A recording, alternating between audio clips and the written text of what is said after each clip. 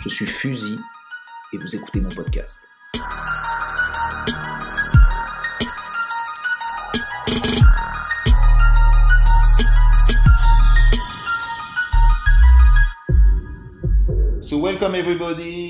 Bienvenue à toutes et à tous dans le podcast de Fusil. Aujourd'hui, c'est spécial car je reçois quelqu'un qui a eu une énorme influence dans mon travail et dans ma perception du graffiti sur train. On l'appelle le King of Graffiti, le seul et unique Blade. Donc Blade, vous entendez bien, Blade, d'abord tout simplement bienvenue.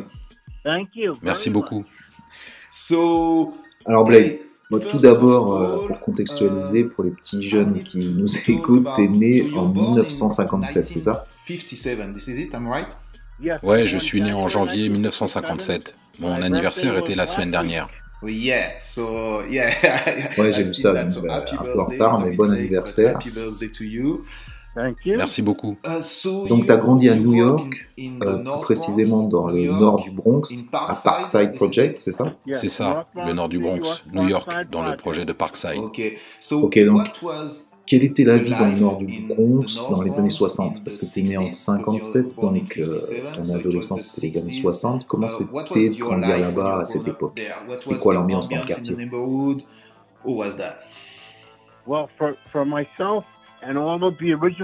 Pour moi et pour tout mon groupe The Crazy Five, qui vient des Parkside Projects, dans le nord-est du Bronx, on est né là-bas. On a tous grandi ensemble au milieu des années 60. La vie normale d'un tas de gosses qui jouent ensemble et qui déconnent ensemble. On a vu les gens revenir de la guerre du Vietnam, comme dans le film Forrest Gump. Donc voilà, notre jeunesse s'est passée exactement comme dans ce film. Entre 1967 et 1970. On avait entre 10 et 13 ans. C'est la fin de la guerre. Dans le film, tu vois les gens rentrer de la guerre, tu vois l'état des choses et toute la musique de l'époque. C'était ça notre environnement. Et qu'en était-il du graffiti autour de toi? Parce que nous savons, pour être plus précis, j'ai lu plutôt dans les livres ou entendu que le mouvement du graffiti à New York est né vers 1968. Il n'y a pas vraiment de date super précise. Toi, qu'est-ce que tu en dis de cette date? Ça te semble correct? Ouais, c'est ce qu'on raconte, mais pour moi, ça commence plus vers 1970. En 1970, j'ai 13 ans. Et je commence à voir un peu de graffiti sur les bus et sur les wagons de métro. Mais il n'y avait pas de masterpiece. Il y avait des gars qui posaient leur nom, des single hits, comme on disait à l'époque, ce que les gens ont appelé des tags dans les années 80. Mais entre 1970 et 1979, on n'utilisait pas ce mot tag. Du coup, je comprends pas pourquoi les jeunes se sont mis à parler de tag. Ce mot, c'est une nouveauté. Personne ne faisait de masterpiece avant 1972. Et la première fois que j'en ai vu une, c'était par un writer qui s'appelait Super Cool 223. C'était la première fois que je voyais une masterpiece sur métro. Et qu'est-ce qu'était la situation avant cela? Même si tu ne le qualifierais pas de réel graffiti, mais par exemple, un mec comme Julio 204, j'ai lu qu'il aurait commencé en 1967. T'en penses quoi? Je sais que c'était pas dans ton quartier, mais t'es d'accord avec cette date?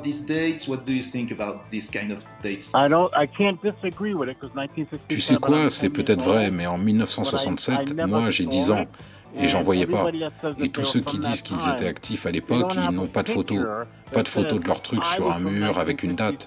Ils disent qu'ils ont commencé en 1967 ou 1968 et ils ont une photo de leur blase sur un mur et ils disent une date. Perso, j'ai jamais vu une photo datée d'avant 1970. Mais les gens disent ce qu'ils veulent. Il me faut du concret, il me faut des preuves.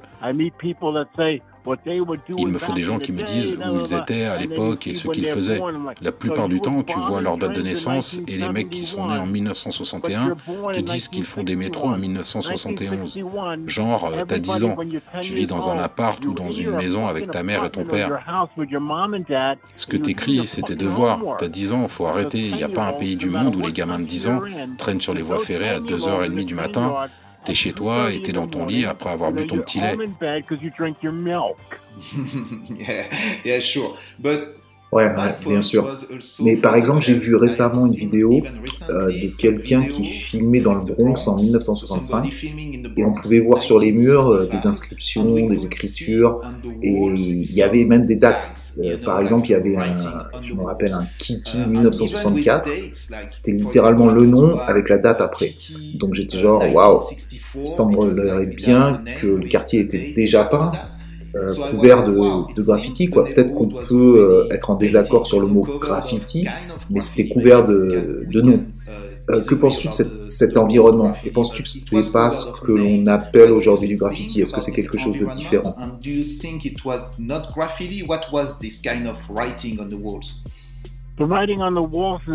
Quand les mecs écrivaient sur les murs dans les années 60, c'était genre Bobby aime Suzy et ce genre de gribouillis qu'il y a dans tous les quartiers. C'était pas du graffiti au sens des mecs comme Joe 182 ou Taki 183, des mecs qui sortaient tous les jours et qui posaient des centaines de fois, partout, partout. À l'époque, tu pouvais voir les blasts de Joe 182 et 183 partout où tu allais en ville. À Manhattan, dans le Bronx, Brooklyn, le Queens, ils étaient partout. J'avais jamais vu ça avant mon adolescence. Jusqu'à l'âge de 13 ans, en 1970, là je commence à voir d'autres noms. J'ai commencé à poser en 1972, je faisais des single hits comme Joe 182 et Taki 183, et j'ai fait ma première masterpiece en 1972, celle que tu vois dans le livre de Jack Stewart, Graffiti Kings.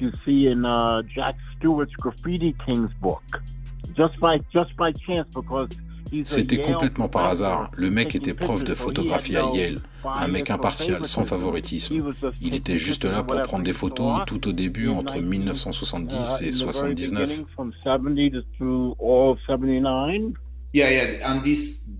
Le livre dont tu fais référence, c'est bien celui de Jack Stewart, c'est ça? Oui. Effectivement, c'est un livre magnifique. Et c'est vrai que ce qu'il écrit est super intéressant du point de vue historique parce qu'il est vachement précis. Et je pense qu'il avait déjà une vision de ce qu'était ce mouvement. Donc ouais, comme toi, j'adore vraiment aussi ce livre. Donc pour être totalement clair dans mon esprit et pour apprendre ça directement de toi et d'avoir ta vision, que considères-tu comme le vrai graffiti, celui que tu as fait, dont tu as fait partie, dont tu as été un king? Tu penses que le graffiti c'est né seulement lorsque les gens ont commencé à sortir de leur quartier, à écrire plus souvent leur blaze et toujours le même blaze partout dans la ville? Correct? Pour toi, c'est ça le tout début du graffiti? C'est comme ça que ça s'est passé. Je vais me prendre une petite gorgée de tequila pour le coup. Ok, bah vas-y, hein. À la tienne. Ok, donc pour être complètement clair, peux-tu me donner ta définition de ce qu'est le graffiti? La définition du graffiti pour moi, c'est ce que j'ai vu sur les trains entre 1970 et 1972 quand j'étais ado. Quand tu voyais Joe 182 et Taki 183, tu les voyais partout dans la ville, mais ils faisaient que des single hits. C'était le mot utilisé dans les années 70 avant qu'on parle de taguer, de tagger ou de tag. Je m'en fous du bon mot. C'est apparu dans les années 80 et j'étais déjà trop vieux pour tout ça. C'était les originaux et les premiers mecs à faire des masterpieces, c'était Super Cool 223, Turok 161, des inconnus aujourd'hui. C'était eux que tu voyais faire les wagons rouges à l'époque, qui tapaient les Redbirds, et c'est à cause d'eux que je me suis dit que je devais faire du graffiti.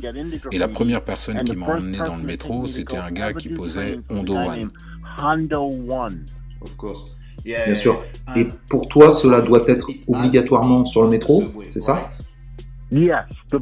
C'est clair, les bus c'est cool, les gens en Europe qui peignent des tramways c'est cool, mais c'est pour les gamins tout ça. Quand t'es grand, tu fais des grands trucs. Et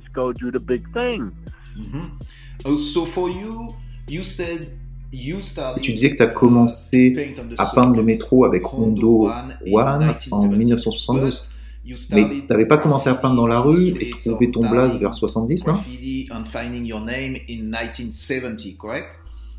Non, je faisais pas de graffiti en 1970-71, mais j'en voyais.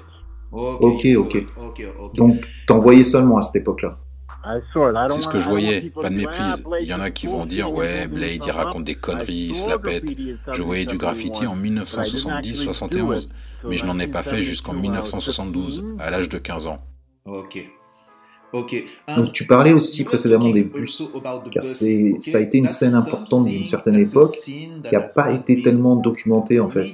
On a vu tourner quelques photos de tags sur les bus, mais il semblerait que dans le début des années 70, quand tu commences à voir justement des graffitis, c'est principalement sur support justement.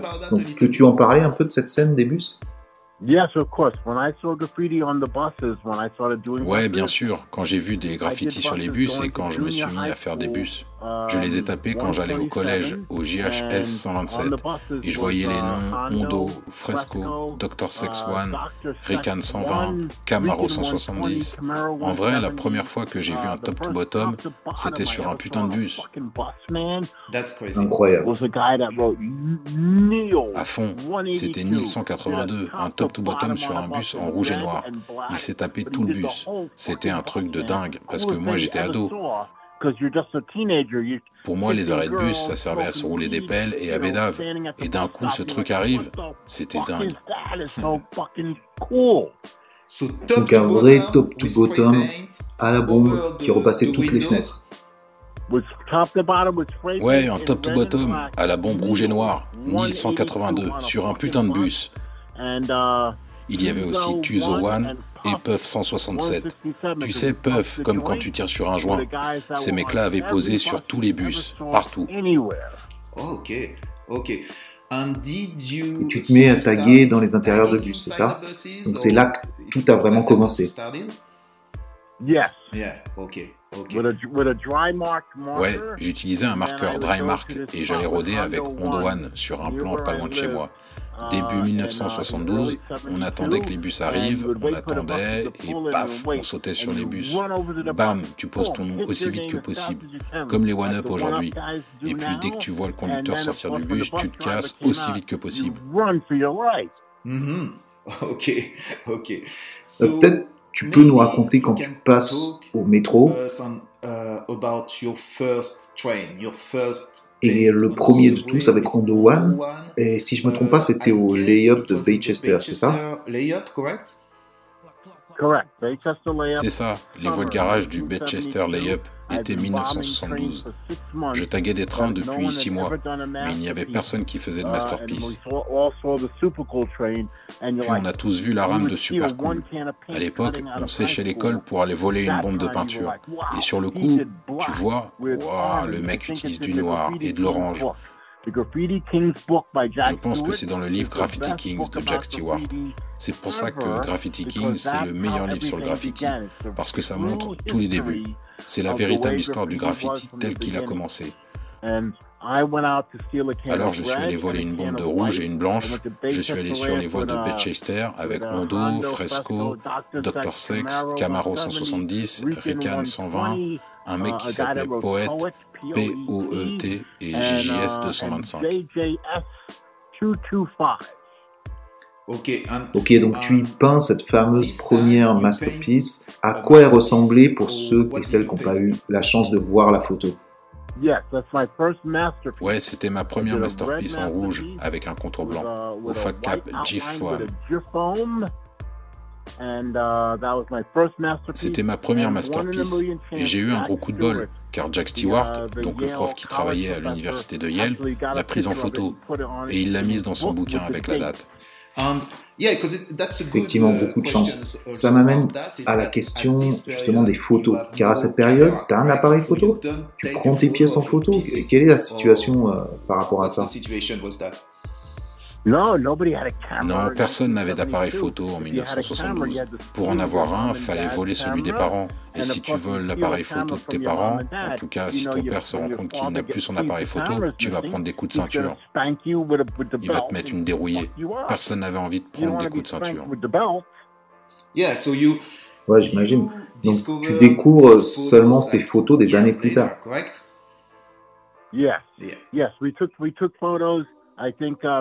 Ouais, bon, à un moment, on a pris des photos. Je pense que Vam était le premier à choper un boîtier 126 avec le Flash Cube. Et une fois qu'il a eu l'appareil en fin d'année, on a pu prendre des photos. Donc que ce soit moi, Vam, Kratchi, Def ou Tool 13. S'il y en a un qui avait une interro en maths, il passait l'appareil photo à Kratchi et Tool 13 pour qu'ils aillent prendre des photos des trains que tu avais fait le week-end précédent. Et banco. Mais si c'était eux qui avaient un bazar de sciences nat ou je ne sais pas quoi, ils nous passaient l'appareil photo. Donc on faisait tourner un seul appareil photo. Et puis on devait voler les pellicules. Cela dit, il fallait payer pour les développer.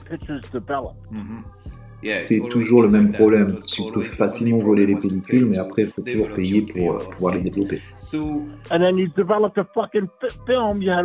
Quand tu fais développer tes photos, genre tu as une pellicule de 24 poses, mais au final tu n'as que 16 photos qui sortent et tu crises parce qu'il faut payer pour tout, même si les photos sont mauvaises. Bon, ça fait toujours 16 photos sur 24 au final. C'est une bonne affaire parce que l'appareil est gratuit et les pellicules sont volées, mais il faut quand même payer pour chaque photo. Nous, on avait genre 10 ou 25 centimes d'argent de poche par semaine. Ouais, c'est un peu la même pour les bombes de peinture, j'imagine. Tu dois aller les voler parce qu'aujourd'hui, c'est devenu un énorme commerce. Tu peux acheter ton matos, ça génère des profits. C'est un vrai business. Mais à ton époque, tu n'as pas d'autre choix que de voler tes bombes. Car nous ne parlons pas de 2 ou 3 bucks, mais des centaines pour pouvoir assouvir cette passion. Tu peux nous en dire un peu plus par rapport à ça? Ouais, donc au bout d'un moment, on volait, je pense qu'on volait des centaines de bombes par semaine, disons vers 1975-76, quand il y avait beaucoup de graffiti. Mais en 1972, quand on volait une rouge et une blanche dans la même semaine, c'était la victoire. Par exemple, en 1973, on devait aller à l'école, on devait rentrer à la maison et faire des corvées, et dans tout ça, il fallait trouver le temps de sécher l'école pour aller voler de la peinture. On allait dans le magasin de peinture, les doigts croisés. Hé, regarde, j'ai pécho une bombe en 72-73. Imagine la banane. Après, quand on s'est mis à faire des fresques, si tu regardes dans le livre Blade King of Graffiti, tu regardes les pages de 1972 à 73, et après tu arrives à 1975, et là tu te dis, sa mère, le mec a fait une prod rouge avec la 3D en blanc, et un nuage bleu Delta Blue, et les détails en jaune School Bus Yellow, ça veut dire qu'il avait 4 bombes. Et c'était malade pour l'époque. C'était dingue. 4 bombes, quand j'ai fait mon bonhomme de neige, c'était Noël 1974. Les mecs me disaient, mais Blade, tu avais 2 bombes de rouge, une blanche, une bleue Marlin Blue et une noire. Ça veut dire 5 bombes pour une seule pièce. C'était incroyable en 1974. Il faut quand même souligner le fait que c'est seulement en 1972 qu'apparaît l'usage du Fat Cap. Donc avant ça, c'est du cap d'origine, du très super fin, c'est bien ça? C'est super cool qu'il l'a découvert. Je sais pas si ta mère ou si tes parents sont encore en vie, mais quand ils devaient nettoyer leur four, quand tu nettoies l'intérieur du four, que ce soit aujourd'hui ou il y a 50 ans, le spray pour ces nettoyants, ils ont un énorme débit, un truc énorme. Et c'est marrant parce que c'est exactement la même chose en Europe. On utilisait le décafour. Et donc c'est super cool 223 qui découvre cet outil. Et j'imagine que ça change complètement la donne, non?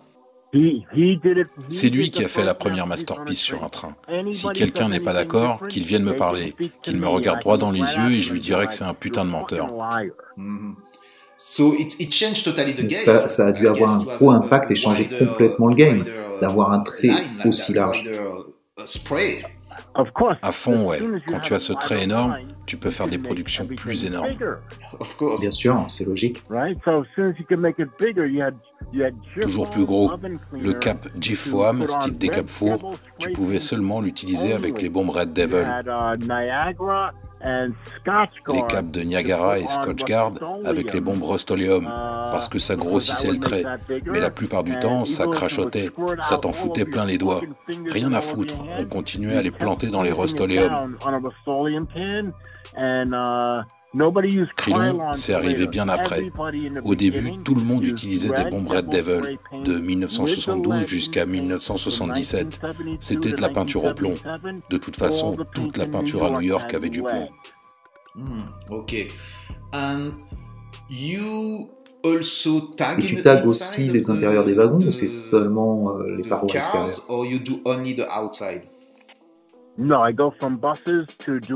Non, après les bus, je passe aux extérieurs. Plus tard, on a fait les intérieurs parce que tu peux poser plein de fois. Tu passes d'un wagon à l'autre, il y a des gens dedans, des vieux. Avec le recul, ça me fait marrer parce qu'ils étaient probablement trentenaires. Et là, je te dis ça, j'ai presque 70 balais. Ces gens-là revenaient du boulot, on s'incrustait entre les gens parce que nous on avait 15 ou 16 ans et on se mettait à défoncer le train avec un marqueur tout dégoulinant. Et les gens dans le train portaient des costards cravates après leur journée de travail, on s'en foutait. C'était quoi la réaction des gens? Ils gueulaient dessus? Est-ce qu'ils étaient flippés un peu? Ouais, ils pestent, ils gueulent, mais il n'y a pas de téléphone portable, ils peuvent rien faire, alors ils gueulent. Mais bon, tu les regardes et ils ont 35 ans, les cheveux tout gris. Nous, on est à 10, on a 16 ou 17 ans, ils tiendraient pas 2 secondes. Ouais, donc tu la fermes et tu regardes ailleurs. Tu fermes ta gueule et tu restes assis avec ton attaché-caisse et tu lis ton journal. Ouais, c'est un classique partout dans le monde. Quand j'y repense, c'est pas si marrant que ça parce que j'ai presque 70 ans. Ça me fait pas trop marrer parce que maintenant c'est moi le vieux, je suis dans la merde. Ouais, c'est le cycle de la vie, hein. Tout le monde doit expérimenter. À un certain moment, tu passes toujours de l'autre côté. On dirait bien que on passe tous à ce stade de réflexion. Toi, t'as quel âge? J'ai 48 ans. Putain, donc tu vois ce que je veux dire. Ça sent le sapin, les 50 bougies. Sa mère. Exactement, c'est ce que je te dis.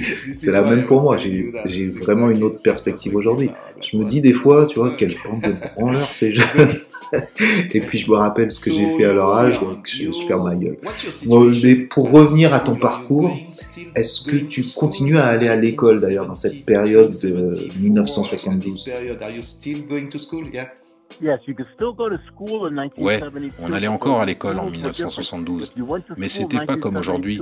Quand on allait à l'école à l'époque, Comet et moi en 1972, et puis Vam, Kratchi, Def, Ajax, Supercool, Face2, on allait tous à la même école. Mais ils faisaient l'appel genre à 8 ou 9 heures du matin, et puis au lieu d'aller en salle de classe, on séchait l'école toute la journée. Mais tu ne manques pas à l'appel. Après, tu peux sécher, tu fumes de la bœuf, du shit. C'est du bon matos parce que les gens reviennent du Vietnam comme dans Forrest Gump et tu passes tes journées à voler. On veut des pizzas et des hamburgers, n'importe quoi. On bouffe tout ce qu'on trouve. On pécho des milkshakes. Et quand tes parents voient le carnet de correspondance, t'as juste la moyenne ou en dessous, mais pas d'absence. Mais après, ils ont changé le règlement, probablement dans les années 80 ou 90. Maintenant, ils font l'appel plusieurs fois par jour. Les enfoirés. Donc tes journées, ça se résume à sécher les cours, voler, peindre, fumer de la weed, taguer et... On galoche. Ah oui, les filles, donc j'avais oublié. Mais à cette époque, tu bouges dans un autre quartier, non? Tu déménages, c'est toujours dans le Bronx, mais c'est Co-op City? Ouais, c'est à une demi-heure de route, pas loin du lieu de naissance des Crazy Five. Ok, donc tu passes la plupart de ton temps quand même, tu restes à Parkside Project avec tes potes, qui d'ailleurs sont devenus les Crazy Five. C'est quoi la date? C'est 74 la création du nom du groupe, c'est ça? Oui, le fondateur c'était un mec nommé Def, D-E-A-T-H. Il posait Def et Rock, tu le vois dans le bouquin Graffiti Kings. Et c'est donc créé par Death et Tulle 13 et tous ces autres mecs dans le groupe, mais vous êtes principalement des potes, c'est pas seulement un groupe créé pour le graffiti, c'est parce que vous traînez ensemble, c'est ça? Ouais, on était potes et on voulait faire du graffiti. Et l'avantage à l'époque, c'est que les blazes ont encore une signification, alors que maintenant les gens posent des blazes qui veulent rien dire, juste parce qu'ils aiment les lettres. Nous, quand on est parti faire des masterpieces, on n'avait pas choisi nos lettres pour faire ça, tu vois. Par exemple, Tool 13, c'était un hommage au groupe Jethro Tull, et le numéro 13, c'est celui de Wilt Chamberlain, joueur de basket. Ok. Cratchy, c'était parce qu'il était fanat de fromage, tu vois, Crazy Cheese. Vam, c'est Very Amazing Mr. Mike. Ok. Et le tien, c'est d'où ça vient la signification de ton blaze? Mon blaze correspond à mon premier boulot. J'avais 15 ans et je me suis nommé Blade parce que je travaillais dans un supermarché. Partout dans le monde, quand tu vas au supermarché, tu vois des gamins qui déballent les cartons, qui mettent les trucs sur les étagères. C'était moi. J'avais un cutter pour ouvrir les cartons. J'avais toujours une lame sur moi. Blade, c'est une lame. Ok. Le blaze a un sens. Et tu choisis donc ça parce que tu as toujours une lame. Ouais, je suis Blade parce que j'avais toujours une lame dans ma poche arrière, à cause du boulot. Ok. Ok, avançons un peu dans le parcours et dans le temps. Nous sommes en 74. Tu passes la plupart de ton temps avec tes potes, donc les Crazy Five dans le projet de Parkside. C'est quoi ton quotidien d'ailleurs à cette époque-là? C'est quoi ta journée type? Donc quand on sèche l'école, on s'échappe, il est 9 ou 10 heures du matin. On va voler les bombes toute la journée. On fraude dans le métro, on roule autant de pelles que possible parce que c'est Ramba. À l'époque, Vam sortait avec Poppy. Moi, ma meuf s'appelait Karen. Et on se galoche et on se galoche encore. Et avec un peu de chance, quand vient l'heure de peindre les trains, les meufs nous accompagnent. Elles viennent peindre avec nous. Et quand c'est l'hiver, on va à l'intérieur des trains pour se tenir chaud.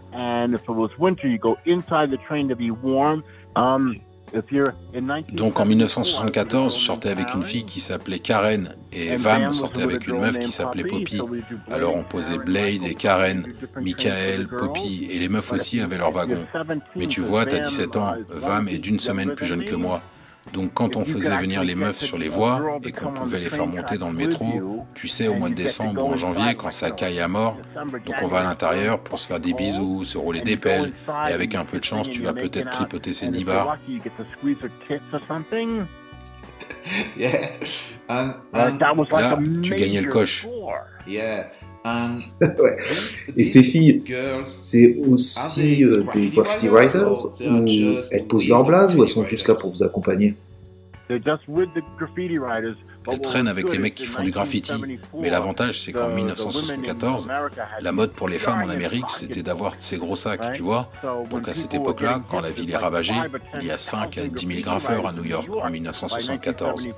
Et dès qu'on met les pieds dans un magasin, les vigiles vont garder un œil sur moi, au cas où je volerais, au cas où Vam volerait parce que lui est italien.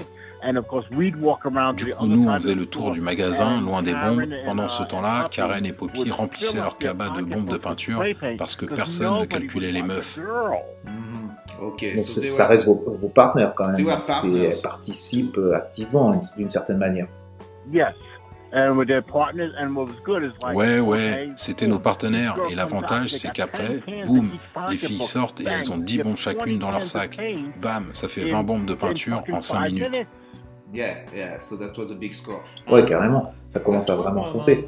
Et à quel moment d'ailleurs les magasins se mettent à mettre sous cage et enfermer sous clé les stocks de bombes?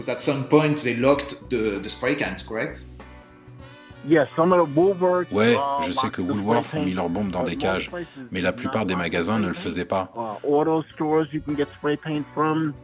Tout ce qui était automobile, tu pouvais choper les bombes. Ils ne les ont pas verrouillées pendant longtemps. Mais c'était la même chose à l'époque. Si tu traînais avec les bonnes meufs, les vigiles et les surveillants vont suivre les Renois ou ils vont suivre Vam avec ses cheveux longs et ébouriffés de hippie. Pendant ce temps, les filles portaient la peinture. Après, on pouvait aller dans les tunnels du métro, les lay-up pas loin de chez nous, dans les HLM, dans les années 60 et 70. Les halls n'étaient pas verrouillés non plus. Donc si la police vient te chercher, s'il te course, il suffit de descendre par le pilier de la ligne aérienne, puis tu files dans la zone et tu vas sur les toits des tours et te perdre par là.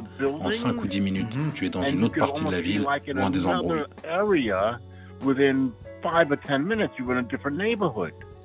Ok, attends, faut que tu me donnes des précisions sur ce que tu viens de dire. Donc t'escalades les piliers de la ligne de métro aérienne, c'était quoi ça? C'était pour aller dans les rails? Ouais, disons que la police guette le lay-up de Burke Avenue et c'est là qu'on monte à bord. Les flics cherchent à choper les mecs qui font du graffiti. Et quand tu arrives à la station suivante, les flics sont sur Allison Avenue. Alors Def TC5 a trouvé un moyen de grimper sur le poteau au milieu des voies. Avec les baskets, c'était facile. Et on prenait les anses de nos sacs plastiques entre les dents. On pouvait prendre 10 bombes comme ça. Donc hop, on grimpe au poteau et après on peut se faufiler entre les plateformes parce qu'on est tout queuse.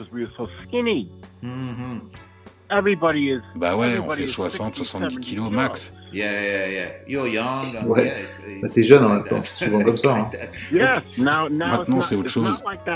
Ouais, pas faux. Et il y a aussi un truc important que tu soulignes plusieurs fois, spécialement dans les publications que j'ai pu lire, c'est le fait que dans ton quartier, et spécialement dans ton crew, la mixité était importante et ça semblait pas poser de problème. Genre, il y en avait qui étaient italiens, africains-américains ou d'autres origines. Nationalité, j'étais le seul Renoir. Ouais,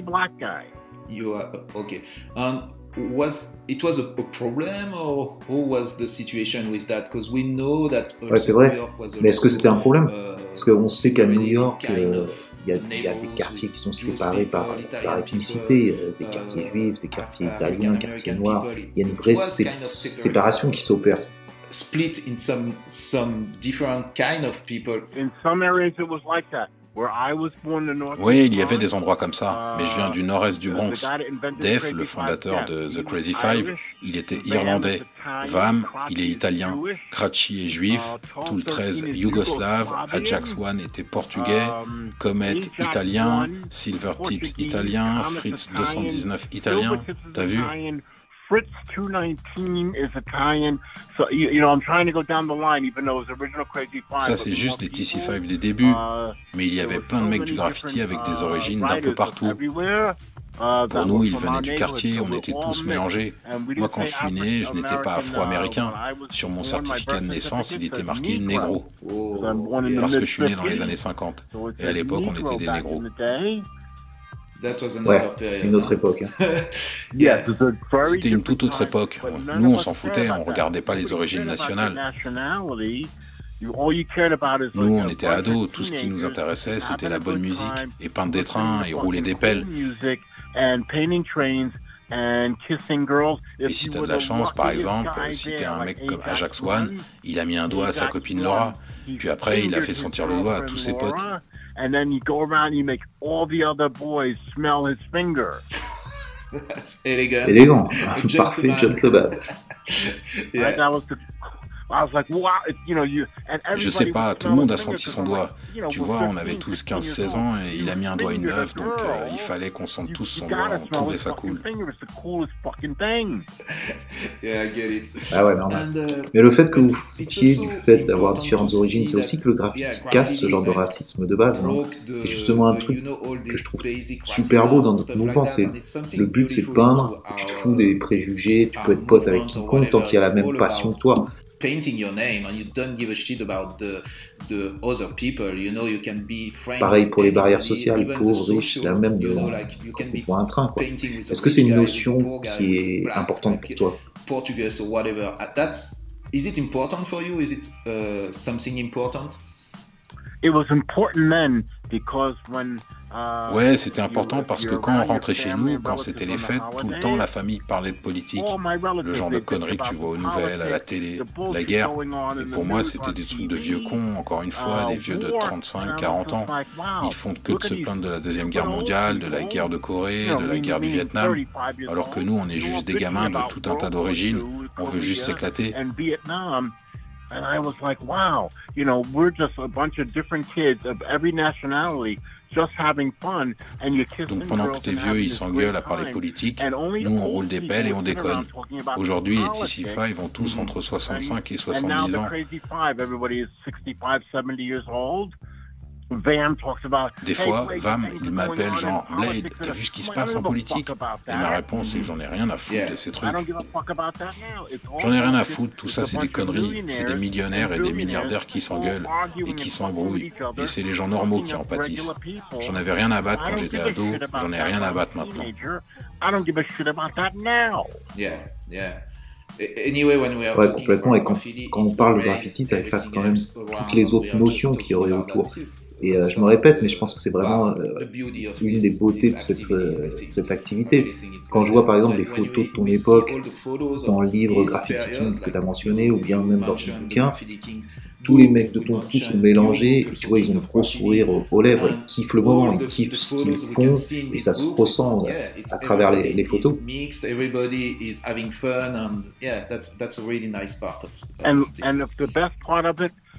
Et je vais te dire, c'est la meilleure chose qui soit. Le hip-hop n'existait pas, quoi qu'on en dise. Les 50 ans de hip-hop m'ont cul.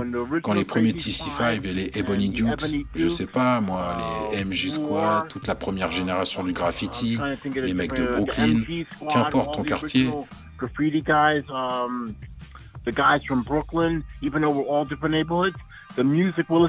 Ce qu'on écoutait à l'époque, c'était Kool and the Gang, Curtis Mayfield, Marvin Gaye, War, Mandrill, Carlos Santana. Mandrill, Carlos Santana. On écoute ce genre de trucs, mais la zik entre 1970 et on va dire Casey and the Sunshine Band ou 1975, Donna Summer, c'est de la putain de funk et de la disco. Donc les blancs comme Vam et Kratchy, Ajax et tout ça, ils écoutent Led Zeppelin, ils écoutent Deep Purple. Comet, son groupe préféré, c'était Black Sabbath, Ozzy Osbourne, Jethro Tull. J'ai déjà dit Led Zeppelin. Ouais, tu l'as mentionné, Led Zeppelin. C'est ça qu'on écoute. Les groupes genre Kiss n'arrivent qu'à la fin des années 70. Nous, on est du début des années 70. Mec, on écoute Earth, Wind and Fire. Qu'est-ce que tu as pensé alors que le graffiti soit rattaché aux disciplines hip-hop, rap, la danse, le DJing, le graffiti? Parce que tu l'évoques, ça fait pas partie de votre vie, c'était pas ta réalité. Comment tu as réagi face à cela? Ça marche pour les mecs de la fin des années 70, début des années 80. Mais à ce moment-là, t'as des bourgeois, des gros riches qui se sont emparés du hip-hop, du rap, des vélos, du skate et de la breakdance. Ils ont tout mis ensemble pour pouvoir les vendre. Tu ne peux pas les vendre seulement avec la musique que nous on écoute. Quand je peins des trains, disons en 1972-73, mon truc c'est Sly and the Family Stone, The Doors, Janis Joplin, Jefferson Airplane, tout ce que tu entends sur la BO de Forrest Gump. C'est ce que j'écoutais quand je faisais du graffiti. Je me rappelle très bien qu'on avait un transistor, un petit truc carré qui tient dans la main, et on écoutait ça sur les voix, Vam et moi. Et on les entendait parler du président Nixon et du vice-président Spiro Agnew, qui veulent envoyer plus de gens à Saigon au Vietnam. Putain. On écoutait Creedence Clearwater Revival, Chicago, Blood, Sweat and Tears, ce genre de trucs. Et là, tu vois, on se dit qu'on est dans la merde parce qu'on est né en 1957, certains sont nés en 1956, pas loin de la majorité, et finalement, ils ont destitué Nixon à l'été 1974. Donc 20 et moi et les autres, on a 17 ans et demi, et du coup, on a évité la mobilisation au Vietnam. Putain, j'imagine, c'est un gros soulagement de l'éviter. Sans ça, le dépliant Walker au centre de Sauguard, ça aurait été Sin.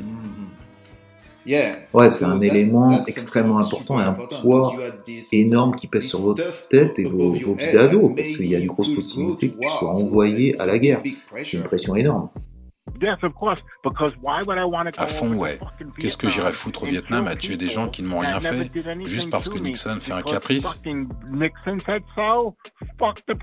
Nique le président, les gens du Vietnam ne m'ont rien fait. Yeah, so that's good to come back into perspective. Ouais, c'est bien de le remettre en perspective, effectivement, et de comprendre quelle était l'ambiance de cette époque. Donc, grosse pression d'être un ado qui peut à tout moment partir chez lui pour se faire tuer. Risquer ma vie au nom du président, qu'il y aille lui-même, sac à merde. Yeah. So, ouais, je comprends ta réaction. Et tu as probablement aussi un besoin de vivre la vie plus intensément que les autres à ce moment-là, parce que est-ce que ça a été un facteur déterminant pour qu'autant d'ados s'emparent de ce mouvement à cette époque, tu vois, ce besoin justement de liberté lié à ça? Ouais, c'était notre liberté, c'était notre façon de se faire entendre, c'était une façon de sortir de notre invisibilité. Des mecs comme Staff 161, Phase 2, Riff 170, The Cool One, Doc Cool One, Super Trust, Spin, Bo, Juice 100, Chrome 100, King 2, Tracy, Peanut 2, Sunny 107, Kid 17, Mark 198, Boots 119, tous ces mecs-là, s'ils étaient nés 6 mois ou 1 an plus tôt, ils se seraient retrouvés au Vietnam, alors que Flynn 707, il a été mobilisé parce qu'il est né en 1956, il a dû y aller.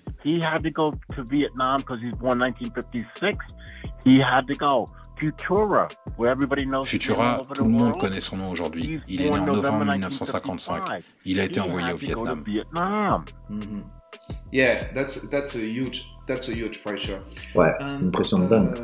Bon, ben revenons aux potes. Alors, au Crazy Five, on est en train de parler de ça. Vous écoutez Earth, Wind & Fire, vous fumez des ouinges, vous peignez des trains, vous traînez avec des meufs.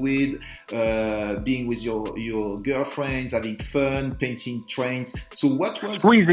On plotait des nibards, mec. Y a quoi de mieux que les nibards quand t'as 15 ans en 1972? Tout est là. Après, tu rentres chez toi et tu te paluches. C'était le paradis.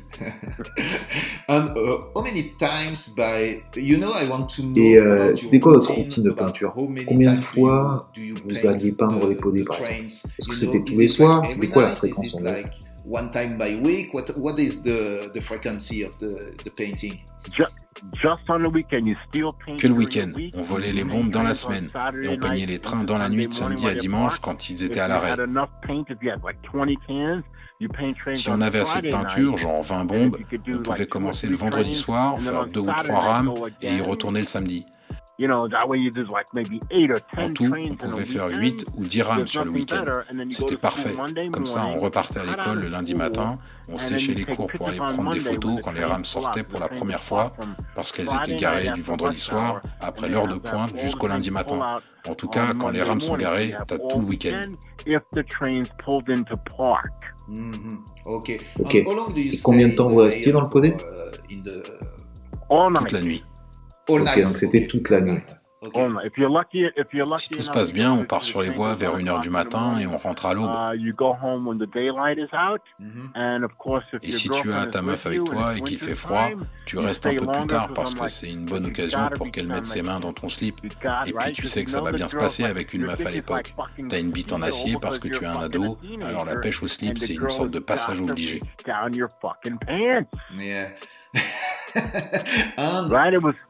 C'était le top. Ouais, j'imagine que t'as pas non plus à cet âge des tonnes d'endroits pour squatter avec ta meuf, spécialement durant l'hiver new-yorkais. Les podés, ça devenait un endroit cool pour être à l'abri. Ouais, le week-end, soit on allait sur les voies de garage des rames, soit ils n'étaient pas garés. On devait remonter les rails pendant une demi-heure, 3/4 d'heure, dans des températures négatives, en espérant qu'elles soient au prochain lay-up. Et si elles n'étaient pas là, on retournait avec les meufs au HLM de Parkside. On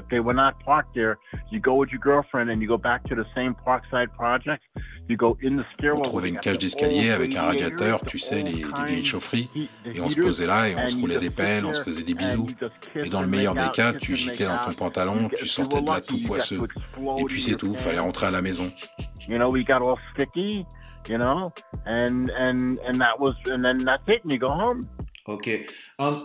C'était quoi la situation avec tes parents à ce moment-là? Parce que t'as 15 ans, et t'es dehors tout le week-end. Comment t'es accueilli Ouais, ton retour à la maison, ça va the être weekend. super. I'm sure you come back with you. No, you're out for one night. You put the Non, non, tu sors pendant une seule nuit. Le truc, c'est de rouler tes draps sous les couvertures avec le coussin. Comme ça, ils jettent un œil dans ta chambre, ils pensent que tu es dans ton lit. Et quand tu rentres tôt le matin, quand il fait jour, tu marches à pas de loup, tout en silence, tout en douceur. Et on volait aussi plein de brosses à dents pour se nettoyer les mains parce qu'avec le plomb, ça collait à mort et tu en avais plein les doigts. Yeah. Ouais, je te crois sur parole. Ça reste compliqué aujourd'hui, mais il y a plus de matos. Et puis les gens, la plupart du temps, portent des gants en plastique. Mais d'ailleurs, rien à voir. Mais tu rencontres d'autres Gurtas dans les dépôts? Parce que j'imagine qu'il y a du monde qui peint un peu partout. Et vu le temps que vous y restez, ça pousse à rencontrer des gens, non? Ouais, tu pouvais rencontrer des gens, d'autres graffeurs. J'ai rencontré Billy 167, Shorty 5, plein d'autres, genre Kindu, qui était le king de la 6 avant l'arrivée de Sin. Et puis tu rencontrais des gens différents.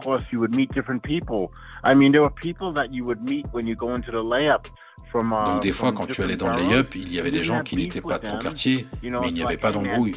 Genre, hey mec, t'as du violet et j'ai plein de jaunes Schoolbus Yellow en échange. Comme ça, tu fais des panels sur la longueur du wagon avec des gens que tu n'as jamais vus de ta vie d'ado. Et on s'éclatait. Le mieux, c'était quand un de ces gars avait une bouteille de cognac dans la poche arrière. Comme ça, tu prends une gorgée, et puis tu passes la bouteille à un autre gars qui est à côté, et paf, il boit au boulot. Pas besoin de nettoyer quoi que ce soit, il n'y avait pas de Covid ou ce genre de conneries. On faisait tourner la bouteille et on la buvait tout entière. Ajoute 2-3 lattes sur un joint et c'est la fête. Ok, so ouais, c'est pisse, quoi. C'était pas du tout l'état d'esprit des embrouilles qui vont commencer à arriver plus dans les années 80, c'est ça, non? Ça va changer? Pas d'embrouille. Oui, ça arrive dans les années 80 quand les gens commencent à me poser des questions. Hey Blade, tu penses quoi de ce mec-là? Et de celui-là? Mais j'en sais rien, moi. En 1980, j'ai 23 ans. Je dois aller au boulot le lendemain, je dois payer mon assurance auto. Ouais, c'était une nouvelle ère. On dirait qu'il y avait quand même un état d'esprit qui avait changé, qui était différent. Ça semblait devenir plus agressif et violent, même on le ressent dans le style, quoi, des graffitis qui ont changé durant cette période, non? Ouais, au lieu de dessiner des trucs cool sur les trains, ces mecs nouveaux dessinent un gus avec un flingue. Tu vois ce que je veux dire? Ou un danseur hip-hop qui breakdance. Moi, je comprends pas. Qu'est-ce que le flingue fout là? T'es censé faire un truc, tu fais quoi là? Oh, je fais un burner. Donc toi et ton pote, vous avez 10 bombes chacun pour faire la rame, mais tu vas éclipser ton pote pour en faire plus?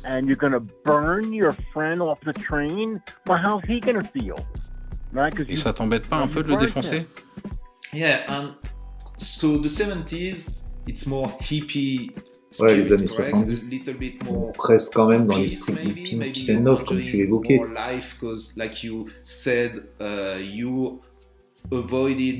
Les gens veulent profiter de la vie, et ceux qui reviennent de la guerre, ils veulent plus être dans un truc de violence, non? J'ai l'impression que la société se divise un peu. That violent, so the society is little. No, they don't want to be the people coming home from Vietnam. Non, c'est juste que ces mecs qui rentrent de la guerre du Vietnam dans les années 70, ils veulent juste jouer au basket, faire du sport, se poser. Ils veulent vendre de la bœuf, du shit, parce qu'ils reviennent avec le meilleur matos du monde. Quand tu fumes leur truc au début des années 70, tu te sens plus créatif. À l'époque, ça te rendait pas dingue. Après, quand la cocaïne et le crack sont arrivés dans les années 80, c'est là que les mecs ont commencé à partir en vrille. Dans les années 70, si tu demandais aux gens ce qu'ils voulaient faire, c'était fumer de la bœuf, fumer du touchy. Les têtes brûlées se sont mis à l'héroïne, mais ces 3 types de drogues te détendent. Ouais, clair. Tu peux sentir cette vie dans les peintures de cette époque comparée à plus tard. Tu ressens vraiment une grosse créativité, mais en même temps, tout est smooth. T'as les lettres arrondies, les bubble laters qui arrivent, tu sens clairement qu'il y a une inspiration qui est liée peut-être à une ambiance plus générale de la société. Dans ton travail, par exemple, il y a un vrai côté fun, mais surtout une créativité débridée. Et c'est aussi pourquoi tu es mon artiste graffiti préféré, c'est cette créativité sans borne. Et aucune de tes pièces ne se ressemble, à part bien sûr la série des gros blocs en end-to-end, en Chrome, que tu as initié pendant une période avec Comet. C'était en 1977. Comet et moi, on a inventé les blockbusters parce que les trains étaient couverts de peinture. Quand tu fais un blockbuster avec des nuages, tu recouvres toutes les merdes sur le train. Et paf, l'affaire est pliée. C'est ça un blockbuster. L'avantage, c'est que quand Comet et moi on volait nos bombes, ou Vam ou Cratchy volaient leurs bombes, on bossait vraiment ensemble au début des années 70. On faisait en sorte de ne pas se marcher dessus. On cherchait à faire des combinaisons qui marchaient bien ensemble, comme en musique chez les Doobie Brothers ou les Allman Brothers. Par exemple, si Comet et moi on fait des panels sur des wallcars, on va devoir acheter des Rust-Oleum blanches brillantes. Il va falloir du noir pour la 3D, du jaune, du orange, du rouge pour faire le fond, peut-être un bleu Delta Blue pour les détails, et on va devoir voler les bombes tous les deux dans la semaine. S'il doit aller en cours, je sèche et il me dira « Blade, j'ai 3-4 bombes blanches, mais j'ai pas trouvé le bon bleu. Bang, je sais quel magasin où aller pour trouver les Red Devil Delta Blue. Comme ça, on en a tous les deux assez pour faire nos 2 nuages. Et lui, il pourra me donner 2 blanches pour faire mon lettrage qui va correspondre à son lettrage. Comme ça, tout se passe bien, tout juste et sans accroc. » Donc tu apprends à travailler en équipe avec ton partenaire. On apprend à bosser ensemble et pas à se marcher dessus, parce que ton partenaire c'est ton meilleur pote. On picole ensemble, on se défonce ensemble, on tripote des libards et on s'éclate. Imagine, on va ensemble dans un lay-up et je grille son plan. Ça se fait pas. Ça va lui pourrir la soirée. Il va pas se dire « Ouah, ta pièce est meilleure que la mienne ». C'est pas bon pour lui. Mais ça reste pas une compétition quand même pour toi? Il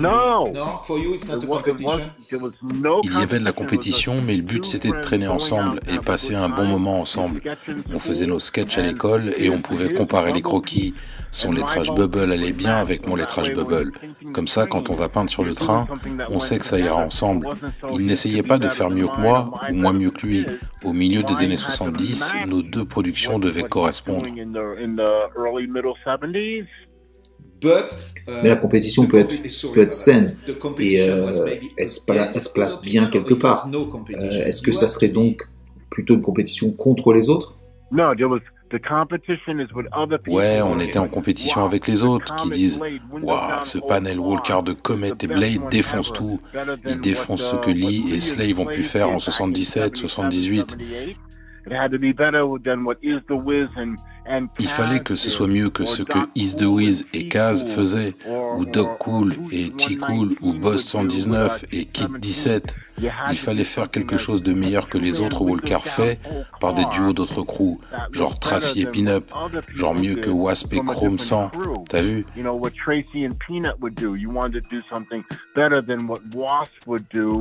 Il y avait tellement d'autres gens à surclasser, on n'allait pas essayer de faire mieux que les copains. Parce qu'à l'heure de partir du lay-up ou du dépôt, ton copain, il a le moral dans les chaussettes. Normalement, c'est l'heure d'aller bouffer une pizza, d'aller se faire un milkshake, d'aller doigter nos copines si tout se passe bien. Mais ton pote n'aurait pas envie de le faire, tu vois, parce que tu as pourri son plan, il serait déprimé. Yeah, I get it. Ouais, bien sûr, je comprends. J'aimerais maintenant peut-être que l'on évoque, si tu veux bien, les styles. Car tes potes et toi, les mecs de cette époque, ont créé les styles que les gens aujourd'hui continuent d'utiliser dans le monde du graffiti. Tu as participé à cela, et si on peut revenir chronologiquement, par exemple en 1972, tu as Masterpiece, ça reste proche d'un style basique bâton. En 73, le bubble style arrive, puis la 3D, les persos en 74, c'est ça?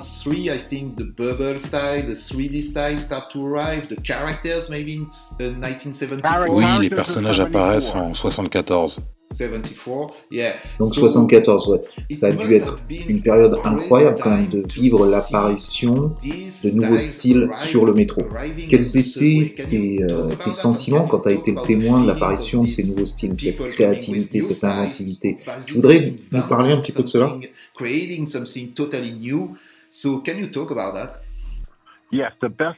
Ouais, ça c'est l'avantage d'inventer les styles en fin d'année 73, avant 1974. Il n'y avait pas de possibilité de copier ou de plagier qui que ce soit, alors qu'aujourd'hui, les gens utilisent Internet.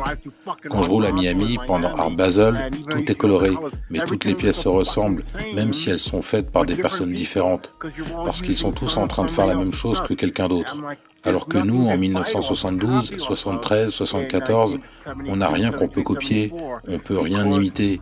Ça n'a pas été inventé. C'est nous qui l'inventons quand on le fait. La première fois qu'il y a de la 3D, pardon, je bafouille, je viens de boire une tequila, c'était Priest 167, Pistol One. Putain, il y avait qui d'autre? Ils étaient 3 à faire de la 3D au début, 3 originaux. Peut-être Phase 2? Non, non, pas Phase 2, mais Flint 707. Dans le livre Graffiti Kings, tu vois Phase 2, Jester One et Comet qui ont fait les premiers styles Bubble. Personne ne parlait de softies. Moi, j'ai jamais entendu ça à l'époque. On disait Bubble, en particulier pour ces trois-là. Donc Flint 707, Pistol et Priest 167 sur la ligne 4, eux, ce sont les gars qui ont inventé les ombres et les perspectives 3D sur leurs fresques à plat pour leur donner du relief. Quand j'ai vu ça, j'ai halluciné. Putain, le mec a 2 couleurs, mais il n'y a pas de contour. Il utilise une couleur pour faire les effets d'ombre sur un lettrage.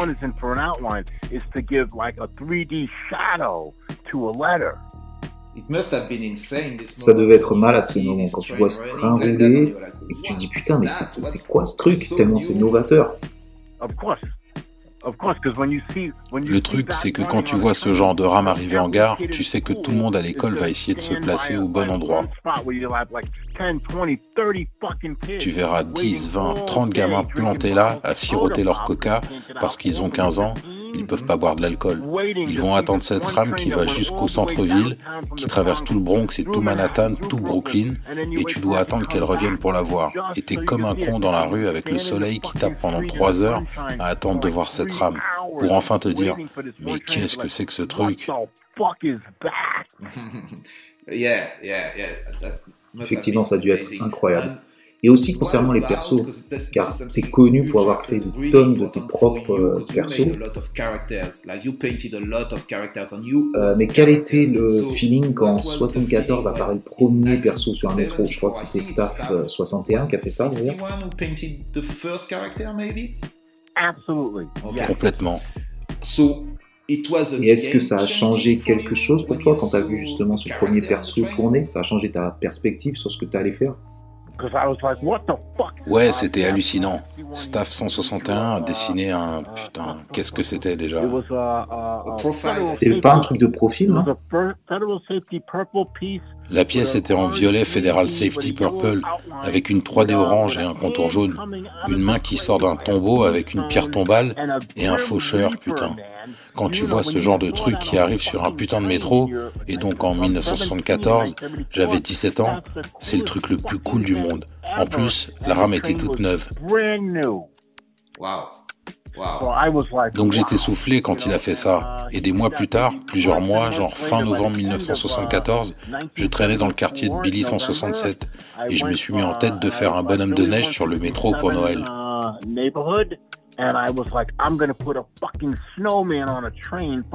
Alors j'ai volé 2 bombes de Rust-Oleum rouge, 1 ou 2 bombes de blanc, une bleue Marlin Blue et une Rust-Oleum ou Red Devil noir brillant pour le contour. J'allais faire un putain de bonhomme de neige sur un métro.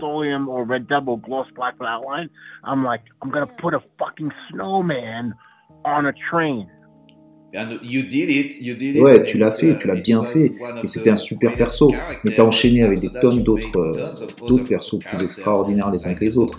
Je pense à la pieuvre, les danseuses et tous les autres qui ont suivi. Ce sont les premières impressions qui comptent, t'as vu? Le genre de truc qui te bloque complètement, t'es bouche bée à regarder un métro. Y a quoi, mec? Bah regarde, y a un bonhomme de neige de 2 mètres, 2 mètres 50 peint sur la rame de métro. Personne n'a jamais fait ça. Et toi, tu regardes ce truc, moi j'avais juste 17 piges, t'es en train de... fumer ton joint, et le truc le plus cool du monde vient se poser sous tes yeux. Ça aussi, c'était sur une rame toute neuve. Et si tu pouvais me voir maintenant, j'ai un grand sourire sur mon visage comme au premier jour, comme quand tu reçois ton premier vélo à Noël. My face is smiling back like you just got your first bicycle on Christmas. I'm smiling. C'est quoi, je souris aussi de mon côté, parce que je vois l'image du graphe et je suis super heureux de t'entendre en parler et de te le remémorer. Et je peux imaginer aussi le choc que cela a dû être pour les gens de voir tourner. C'est aussi un truc super important dans ton taf, concernant les persos, c'est que souvent, nous redessinons des persos existants tirés de BD ou de dessins animés. Mais toi, tu as créé ton propre univers. Tous tes dessins et personnages étaient originaux, ou la plupart, en tout cas. Quelle était ton inspiration? Est-ce que c'était conscient de vouloir dessiner et créer tes propres personnages? C'était quoi l'idée derrière tout ça? It was really conscient about I want to create my own characters, or it was just like that? What was the spirit? J'ai inventé mes premiers personnages quand je suis passé de l'herbe au shit, et puis je me suis mis à la mescaline et au LSD. Et la femme dansante, je l'ai copiée d'un personnage que j'ai dû voir dans une BD.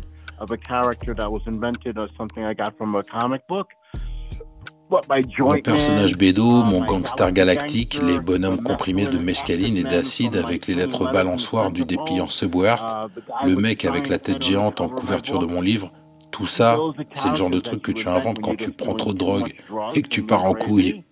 Ok. So it was coming from that. Ok, donc l'inspi principal, en fait, c'était vraiment ce qui venait de ton cerveau qui était fondu sous drogue. C'est exactement ça. Okay. Well, that's great. Bah, écoute, ça a plutôt bien marché en tout cas. Mais en restant sur les caractères, quand tu vois ceux par exemple de Tracy 168, qui peuvent être décrits comme classiques, même si pour cette époque le mot n'est pas forcément bien choisi, mais disons bien exécuté et bien reproduit, depuis des références peut-être des cartoons ou d'autres, des références connues en tout cas de l'époque, j'ai l'impression que toi, t'es pas forcément dans cette dynamique, c'était pas trop ton délire.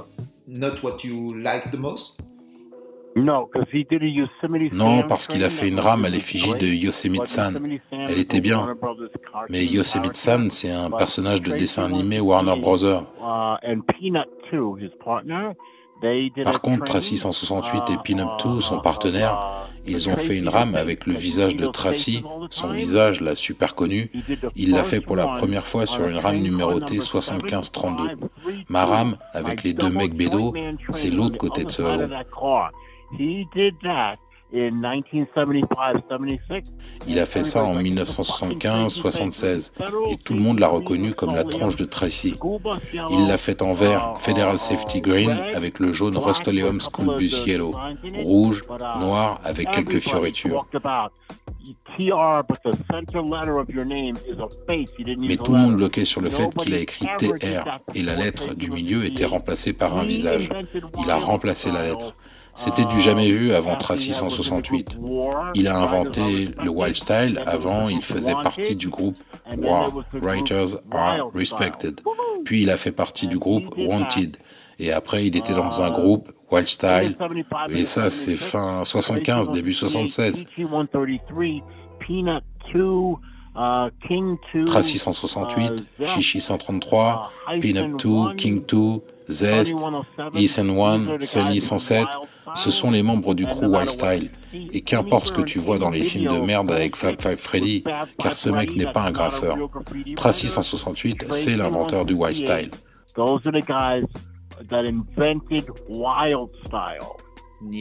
Effectivement, c'est important de le souligner. Fab Five Freddy n'a rien à voir dans tout ça, ni Lady Pink, ni aucun d'entre eux. Ok, c'est noté. Je voulais aussi évoquer un mec qui a été super important dans ta carrière, ton partenaire principal pendant des années, qui a été Comet.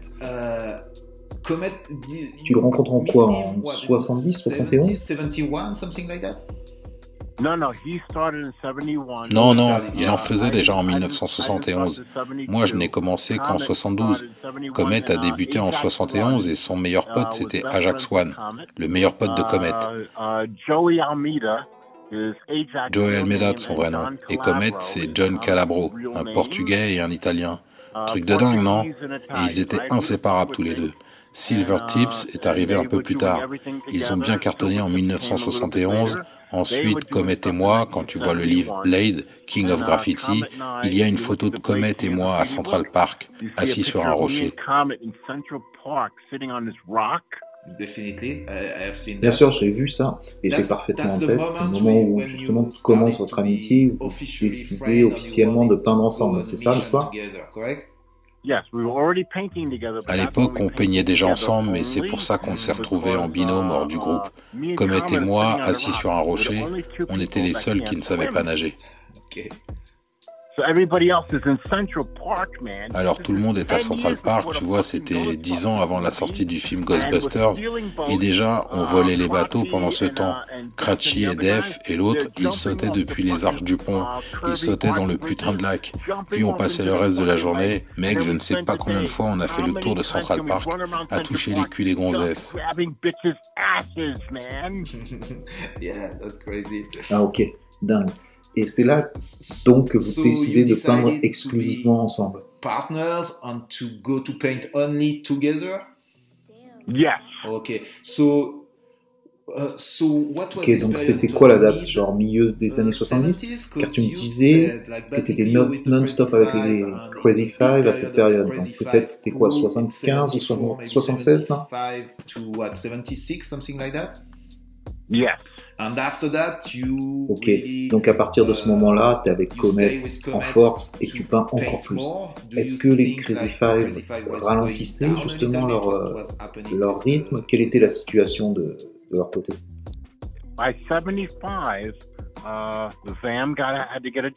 En 75, Vam a été recruté par son père pour travailler dans la boulangerie. En 1975, on avait tous 18 ans.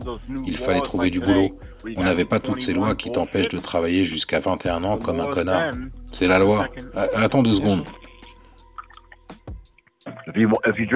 Quand tu bois de la tequila, faut la suivre avec quelque chose. Juste une petite lampée. Donc tout le monde dans les TC5 a 18 ans. Et vu que la mobilisation du Vietnam est finie, Nixon est destitué. Spiro Agnew est viré, donc la VAM se rend compte qu'il doit travailler. Nous autres, on livre les journaux, on gagne $30 par semaine. À l'époque, 1974-75, pour $50 par semaine, tu vis confortablement parce que la vie ne coûtait rien.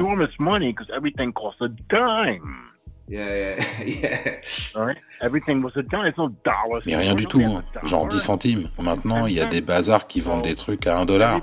À l'époque, personne n'avait ce genre d'argent. Ça coûtait 10 centimes. D'ailleurs, Vam est encore employé au même endroit qu'en 1975. C'est son anniversaire dans 2 jours. Il va avoir 67 ans. Dans 1 an, il aura 50 ans d'ancienneté. Là, il gagne déjà $250,000 par an. C'est une somme énorme. Ouais, carrément, c'est cool. Ouais, grand bien lui fasse. Pour le reste des TC5, Cratchy One, Mitch Weiss de son vrai nom, je te recommande de le chercher sur Internet. Mitch Weiss, il a écrit un bouquin intitulé Tiger Force sur la guerre du Vietnam, récompensé du prix Pulitzer. Wow, ok, so that's wow, ouais, effectivement, c'est du sérieux, même du très sérieux. Je dirais bien ça à l'occasion. Ouais, c'est le paroxysme. Un putain de Pulitzer pour un petit juif qui a grandi dans un HLM et il gagne le prix Pulitzer. Le mec est en costard, chemise blanche, cravate, au Waldorf Astoria sur Park Avenue. Ils vont lui remettre un prix et lui, il est dehors en train de tirer sur un joint avant de monter au pupitre pour faire son discours comme un homme du monde. Il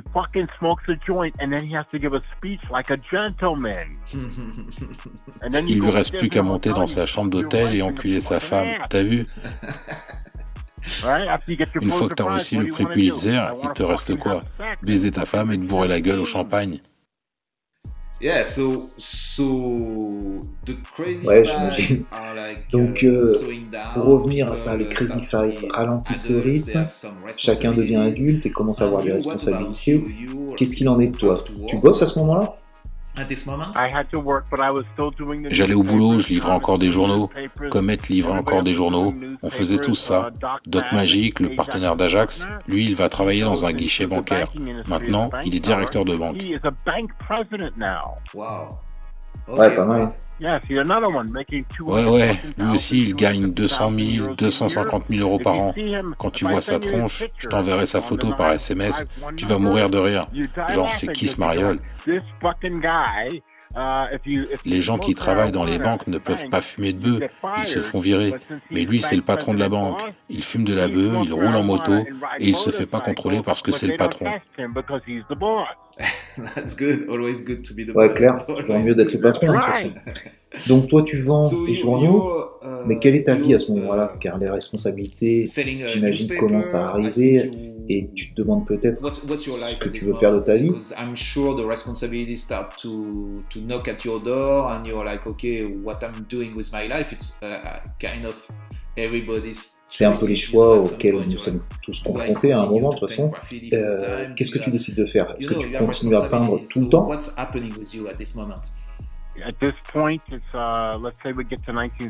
Là, disons qu'on arrive en 1976, c'est la page 142 dans le livre Blade King of Graffiti.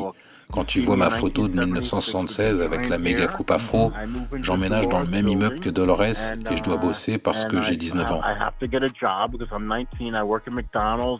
Je bosse au McDonald's, je bosse au Burger King, je fais tout, je cuis les burgers, je fais le petit déjeuner, le retour du Big Mac, enfin je veux dire le Egg Mac, c'est le McMuffin avec des œufs. Donc je fais ça, je sors avec Dolores, elle vole la peinture, je vole de la peinture pour faire des métros, et elle me dit, tu sais, il faut faire gaffe, on vieillit. Pendant ce temps-là, Comet et moi, on défonce la ville, mais on la met à sac, mec. C'est notre priorité. Quoi qu'il arrive, on arrivera à s'échapper. Moi, je fais 70-75 kilos quand j'ai 19 ans. Je suis tout maigre et je vais défoncer New York City. Il y a Lee, Slave, Doc 109, Mono, The Dirty Slug. C'est le début de The Fabulous Five. Mono, whatever his fucking name was, Dirty Slug. The Fabulous Five is coming up. Yeah, so it's also a lot of creativity. Ok, donc c'est une période avec quand même un maximum de créativité, car tous les mecs que tu viens de citer sortent des pièces de dingue, avec des styles et des persos de ouf, de vraies scènes. Donc j'imagine il faut suivre, t'as pas trop de choix, quoi. Ouais, Comet et moi, on est verts de jalousie. Donc on forme The Fabulous Five et on est jaloux. Il y a Butch 2 et Case 2 qui défoncent. Nous, on est rageux. Ces deux-là, ils balancent à mort. Et il y a plein de gars qui font des prods incroyables. Pourtant, ils sont plus jeunes que nous, mais c'est pas ça qui va nous arrêter. Il y a la ligne 2 et la ligne 5. C'est à nous tout ça. Bronx, Brooklyn, Queens, Manhattan, tout ça c'est à nous. On les a prises, tu vois ce que je veux dire? Et s'ils reviennent, on va en faire plus qu'eux. Moi, dès que je sors du boulot, je vais garer ma voiture et je vais voler des bombes. Ok, donc à ce moment-là, tu as une voiture pour te déplacer. Parce qu'avant, tu bougeais seulement en métro, non?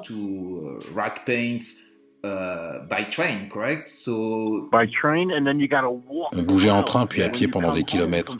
Finalement, tu rentres chez toi avec ta peinture volée. Mais là, bordel de merde, tu as 10, 15, 20 bombes sous le bras.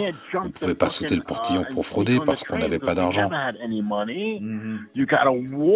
Alors on devait marcher et marcher pendant des kilomètres et des kilomètres avec des sacs pleins de bombes. Alors que maintenant, si je dois faire une course, je cherche les clés de la voiture. Ouais, bien sûr, logique. Le supermarché est à 5 minutes et pourtant, j'y vais pas à pied. Bon, en même temps, tu as beaucoup plus d'énergie à cette époque et tu es en mission. Mais par exemple, combien de fois tu vas peindre par semaine? Car ce n'est plus seulement durant le week-end ici. Non, toujours le week-end. On vole la peinture pendant la semaine. Après le boulot, genre dès la sortie, on va voler parce qu'on ne va pas acheter la peinture comme des bouffons. C'était comme ça, il fallait vraiment être un bolos pour dire « Oh, j'ai dû acheter un truc ». Personne n'allait acheter des bombes dans les années 70 et au début des années 80. Il n'y avait pas de caméra. S'il y avait un vigile, Comet le mettait à l'amende. Comet faisait 100 kilos quand tout le monde en faisait 65. Il y a toujours un costaud dans toutes les bandes. Dans toutes les écoles, il y a un mec balèze, celui que personne n'emmerde. Donc tu continues à peindre seulement durant le week-end, même si ça peut paraître peu de temps quand on sait le nombre de pièces que vous avez fait avec Comet, ou même avec d'autres gars, parce que tu as répété régulièrement, tu avais peint environ 5000 graphes, c'est ça? 500 trains par an, pendant 10 ans, puis on a arrêté de compter. Ouais, donc c'est comme ça que tu comptais. Quand tu dis un train, c'est un graphe sur un train, ou est-ce que c'est le wagon entier, c'est une rame entière? Comment tu comptes ça? Ouais, Comet et moi, quand on comptait ce qu'on faisait, il y avait des connards à l'époque qui se la pétaient. Ouais, j'ai fait 50 prods cette nuit. Bah super, ton blaze c'est In. T'as fait une crotte sous une fenêtre, t'as écrit In en chrome tout pourri. Les vrais graffeurs n'utilisent pas de chrome ou de cuivre ou ce genre de couleur bidon. Bref, le mec pose In et il compte ça comme une prod. Moi je fais un wagon entier avec 20 couleurs et ça compte pour une prod. Et toi tu comptes 2 lettres In comme équivalent, va te faire foutre.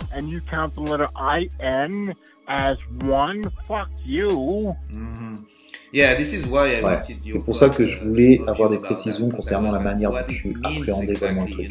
Parce que bien sûr, c'est pas la même chose si tu fais un flop à 2 lettres en remplissage électrique. Tu peux peut-être en faire 5000 en 2 semaines, peut-être j'exagère, peut-être pas en 2 semaines, mais tu vois ce que je veux dire, c'est pas la même chose. Évidemment, mais c'est de la merde. Les seuls vrais graffeurs de l'époque, moi, Comet, Lee, Sin, PJ, Dust, c'est les vrais gars. PJ, Dust. These are people doing fucking Matt. Il y a Mad, bon Mad c'est le frère de Sin, c'est plus ou moins la même personne, ces mecs faisaient des wallcars à tour de bras, tandis que si tu comptes 2 lettres dans un coin, c'est cool, avec 4 bombes tu peux t'enfiler 50 wagons vite fait, c'est un truc de toy.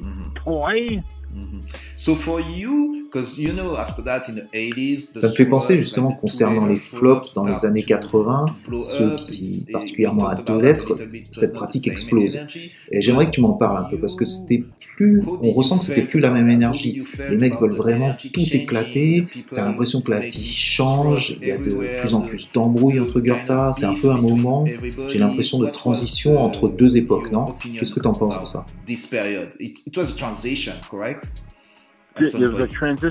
Ouais, il y a eu une transition, mais aucun d'entre nous, les writers des années 70, ne s'intéressait à ces mecs et leur blaze à 2 lettres. Alors en 1980, il y a des toys comme Cap, des blazes à 3 lettres, des blazes à 2 lettres, et moi on me disait tout le temps « Hey Blade, est-ce que t'as chopé Cap ?» Qu'est-ce que je suis censé faire? On est en 1980, j'ai 23 ans. Je pars au boulot à 8h du mat et Cap est lycéen. Donc il y a quoi? Il faut que j'aille le chercher à l'école, c'est ça? Imagine le truc. Oui, mais vous voyez, commissaire, le grand garçon là-bas, il a repassé mon nom sur un métro. Ouais, mais tu comprends aussi que c'était l'esprit de compétition qui explosait.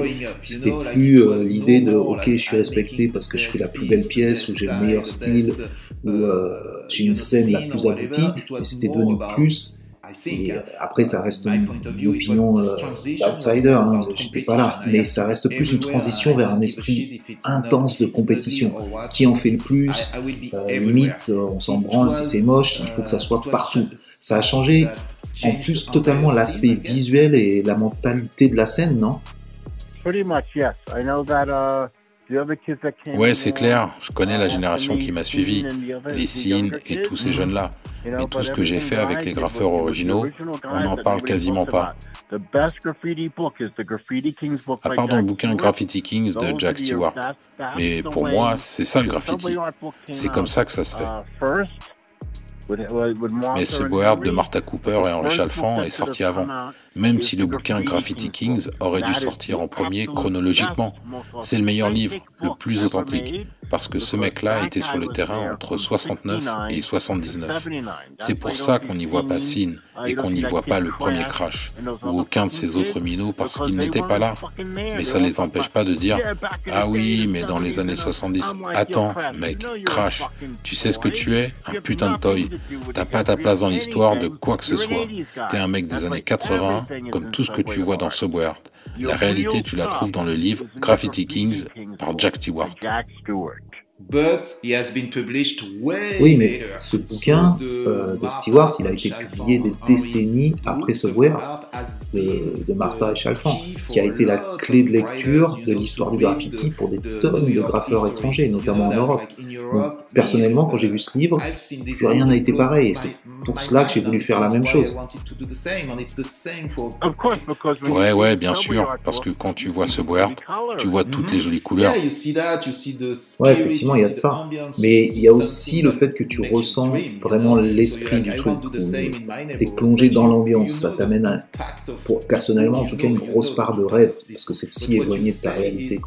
T'es dans un truc où tu veux faire la même chose dans ton propre quartier, et je sais que tu as conscience de l'impact énorme qu'a eu ce livre, mais est-ce que tu me dis que ce n'est pas vraiment un portrait réel des acteurs de cette époque? Non, c'est sûr, ça reflète ce qui s'est passé dans les années 80, et si tu veux la vérité de ce qui s'est passé dans les années 70, ce que tu veux, c'est le livre Graffiti Kings, qui est écrit par un professeur de Yale, et qui va voir cette scène du point de vue d'un vieux, d'un quadra, qui prend des photos de ce qu'il voit, comme il le voit, c'est son point de vue. Le livre de Martha et Henry sur le subword des années 80, c'est sûr que tu vas voir les jolies couleurs parce que ça a eu le temps de mûrir, alors qu'à côté, Graffiti Kings, t'as l'impression que c'est de la merde, des pécadilles. Mais ce sont les balbutiements de ce qui a permis aux couleurs de subword d'exister dans les années 80. Et quand en 84 Subway est publié, quelle était la répercussion pour toi? Qu'est-ce que tu en as pensé? Qu'est-ce qui s'est passé? What was the impact for you on your life when you saw this book? Pour moi, c'était super parce que j'avais mon graphe en dépliant au centre du livre. Ouais, exactement. En plus, c'est un graphe de malade que t'as. Si tu as le livre chez toi, jette un œil sur le dépliant. Regarde bien en dessous des chromes que j'ai fait pour donner l'impression que les lettres sont en train de se balancer. Regarde en dessous, tu verras que je repasse Sin et Jason et PJ.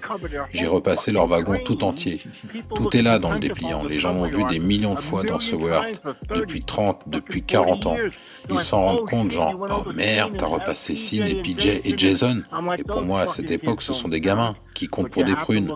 D'ailleurs, si tu as le bouquin Hip Hop Files de Martha Cooper, tu peux voir ce à quoi ressemblait la rame avant que je les repasse. Ok, j'en ai pour ce détail. Je vais direct aller regarder ça de plus près. C'est comme la clé d'une énigme quand tu rapproches les deux livres. Personne n'a le bouquin Hip Hop Files. Mec, qu'est-ce que tu bois? Quand tu picoles avec quoi? Ouais, perso, j'ai arrêté de boire de l'alcool. Ouais, c'est pour ça que j'avais pas les mots pendant 3 secondes. You're shocked. Ouais, t'es choqué que je boive plus. C'est dingue. T'as 50 ans et t'as arrêté de picoler? Ouais, j'ai arrêté de boire il y a plus de 3 ans maintenant. Mais franchement, c'est un truc que je suis vraiment heureux d'avoir arrêté. Je me sens bien mieux comme ça.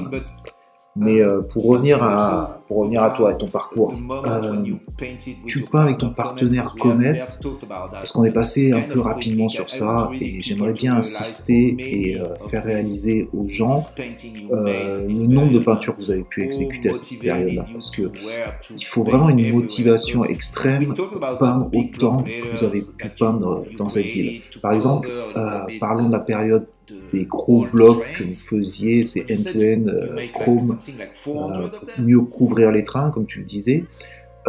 T'en as fait genre de ça, juste de ça, environ 400, c'est ça? Minimum. À l'époque, on allait voler des bombes juste pour faire des blockbusters, mais à la fin des années 70, c'était notre seul but. Notre seul but dans la vie, tu fais quoi ce week-end? Je dois choper 5 bombes de la même couleur juste pour faire un blockbuster pour repasser les gens, parce que les rames étaient retournées par des bricoles à 2-3 lettres. Vite fait, bien fait, pouf, ils disparaissent. Ouais, bien sûr, ce sont des super gros block letters que tu peux voir d'extrêmement loin, notamment pour le réaliser bien dans les photos de Martha sur les lignes aériennes, avec la ville en arrière-plan qui sont magnifiques d'ailleurs.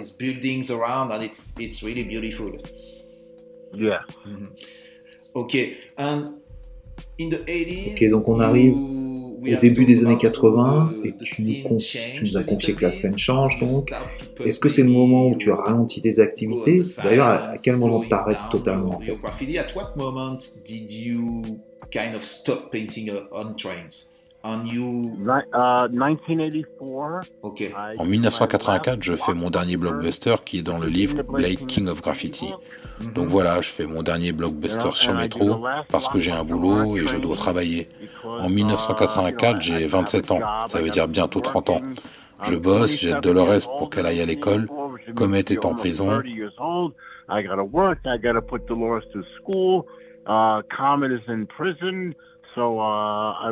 Pendant quelques années, j'ai fait des métros avec Sin. Je pense que ça a duré 2 ou 3 ans, entre 81 et 84.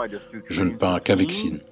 Et puis j'ai décidé d'arrêter parce que je commence à exposer dans les galeries. J'ai une exposition à Amsterdam avec Jackie Cornblit, Henk Pinnenberg et Vincent Vlasboom et Willem Spierstra.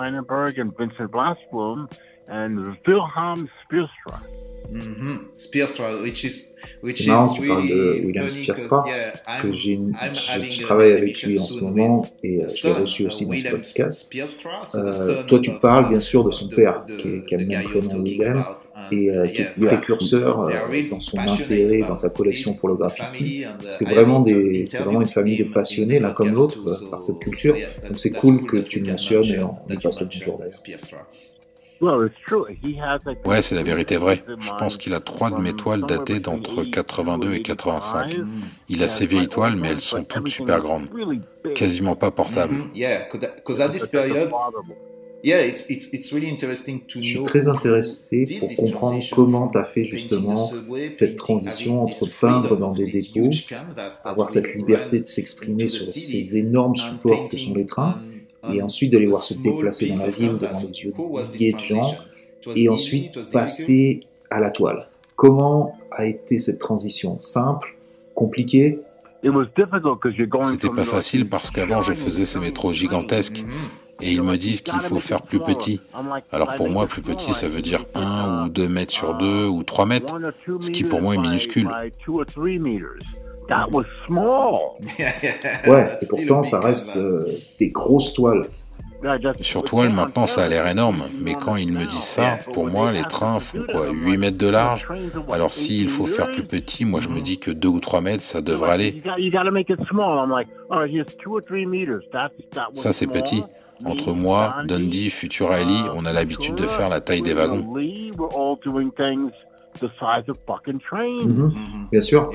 Mais tu sais, tu as mentionné plusieurs fois le nom de Jack Stewart, et je relisais son livre récemment, c'est d'ailleurs un de mes livres préférés sur le sujet, et il mentionne le fait que quand les writers ont commencé à peindre sur toile, ils ont perdu instantanément, quasiment, l'esprit de ce qu'était le graffiti, et principalement la liberté qui est liée, le fait que cela soit illégal, que cela bouge. Il perdait tout cela en peignant sur une toile. Et c'était pour lui plus du graffiti, c'était autre chose. C'était peut-être de l'art, mais c'était plus du graffiti. Qu'est-ce que tu penses de son analyse? Ce qu'il dit est vrai pour les toiles qui ont été faites à partir des années 90. Il n'y a pas cette spontanéité de « Oh putain, il y a les flics ». L'énergie a disparu du dessin. Moi en tout cas, je continue à faire des graffitis. Et Sim continue à faire du graffiti. Et Quick aussi essayait de faire du graffiti avec la même énergie que sur les métros. Comme si tu essayais de voir passer ton nom. C'est la base du truc, c'est la façon de faire. Alors que maintenant je me dis, bon ok, je vais faire un petit truc maintenant, puis j'irai faire une pause pipi. Ah tiens zut, ma femme est en train de faire à manger, je reprendrai demain ou la semaine prochaine. Ça va un temps, mais ça pue du cul. C'est censé avoir l'énergie et la spontanéité de « Ah merde, il y a les flics ». Et justement, est-ce que tu as réussi à transposer cette énergie, à la faire vivre sur ce support, ou est-ce que cela n'a jamais été la même chose pour toi? C'était la même chose en ce qui me concerne. Si tu vois mes toiles des années 80, je fais les mêmes lettres. Et dans les années 90, et quand je peins aujourd'hui, j'essaye encore de faire la même chose avec la même énergie. Mais c'est plus difficile, parce que je me sens plus vieux maintenant. Je pense à faire une sieste, et après ma sieste, je me lève et je vais manger mon dîner. Je vais regarder la télé avec ma télécommande à la main, je vais boire quelques bières et regarder un match de foot. Je ne pourrais pas recapturer l'énergie que j'avais lors de mes premières toiles entre 81 et 1990. Ouais, bien sûr. C'était ma meilleure période, parce qu'elle contient encore cette effervescence. Ah bordel, il y a les flics. Ouais, je peux comprendre complètement ça. Et que penses-tu de ce qui se passe aujourd'hui avec le business du graffiti, avec des événements comme Art Basel, Miami, les musées qui exposent du graffiti, toute cette industrie qui s'est développée et l'argent qui est généré par tout ça. Est-ce que tu penses que c'est devenu... qu'est-ce qui est devenu le monde du graffiti? Est-ce que c'est encore une activité qui t'intéresse et te passionne? Est-ce que tu regardes en ligne les nouvelles générations, ce qu'ils font sur le métro par exemple?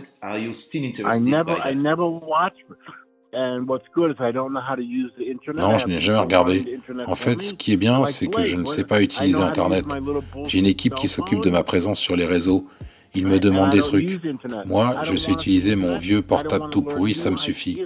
Et j'utilise pas Internet.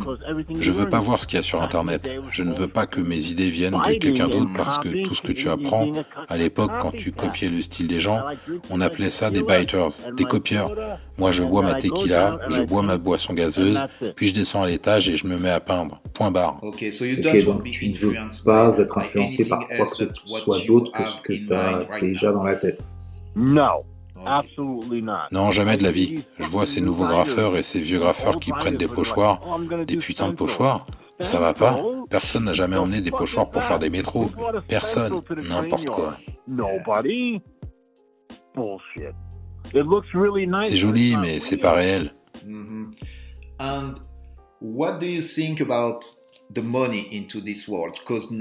Et qu'est-ce que tu penses du facteur de l'argent? Car tu as commencé à faire des toiles en 1984 et nous sommes en 2024, donc 40 ans après, les choses ont énormément évolué. Ça fait 40 ans, alors ouais, évidemment, l'argent c'est bien. J'ai pu acheter ma maison, ma piscine, mes voitures, mon terrain, j'ai rempli mon compte en banque, donc je gagne ma vie. Mais surtout, j'aime bien ne pas écouter les mecs comme Jeffrey Deitch qui vont venir me conseiller sur ce que je devrais faire. Et comme les gens qui veulent me convaincre des valeurs hip-hop, alors que moi j'en ai rien à foutre d'écouter du hip-hop. J'y connais rien au hip-hop. J'écoute encore les sons de Sly and the Family Stone, de Creedence Clearwater Revival, la musique de ma jeunesse, comme Kool and the Gang dans les années 72-73. Tu vois ce que je veux dire? Donc tu penses que des mecs comme Jeffrey Deitch écrivent une version de l'histoire du graffiti qui n'est pas la bonne ou la vraie? C'est pas la vraie forme du graffiti, c'est pas la vraie forme de ce qui s'est passé à l'époque. J'ai l'impression qu'ils essayent d'éclipser les années 70 et les gens qui ont inventé cette pratique. Parce que quand je rentrais de l'école, j'écoutais Curtis Mayfield et Marvin Gaye. J'écoutais aussi Aretha Franklin et Gladys Knight and the Pips. Je comprends parfaitement, mais selon toi, pourquoi ces personnes veulent montrer cela différemment? Pourquoi ils mettent les projecteurs sur certaines périodes, certaines personnes, quitte à en éclipser d'autres? Quel est leur but? Ils font du blé, ils font du profit. Le graffiti, le hip-hop, la danse, le skate, les gamins sur des vélos qui font des pirouettes la tête en bas, ça n'a rien à voir là-dedans. Toute la musique qui accompagnait les originaux du graffiti, c'est ce que tu entends sur la bande originale du film Forrest Gump. D'ailleurs, quand tu regardes Forrest Gump, t'as la scène où il souhaite bonne année au lieutenant Dan. Et le lieutenant Dan est assis là, il a plus ses jambes, avec ses deux prostituées et Forrest Gump. Et il reste assis là. Quand tu écoutes la musique, tu es content. C'est la nouvelle année 1972, et le lieutenant Dan, il est assis dans son fauteuil roulant sans ses jambes. La voilà la musique, il n'y a personne qui break. Oui, bien sûr. C'est bien plus tard que breakdancing et le reste arrive. Le Sugar Hill Gang arrive en 79 avec cette chanson. the hop, the hibbity, hibbity, the hip, the hop, the bop, bop, the hoppity, don't this, that, and that kind of stuff. And Grandmaster Flash. Et Grandmaster Flash en 1979-1980, ça n'a rien à voir avec tout ce qui se passait entre 1970 et 79. T'entendais pas ce genre de truc. Donna Summer faisait de la disco, Casey and the Sunshine Band, Tavares, les Bee Gees et la danse de John Travolta, c'est ça. C'est comme ça que ça se passait dans les années 70. Kool and the Gang qui chante. Je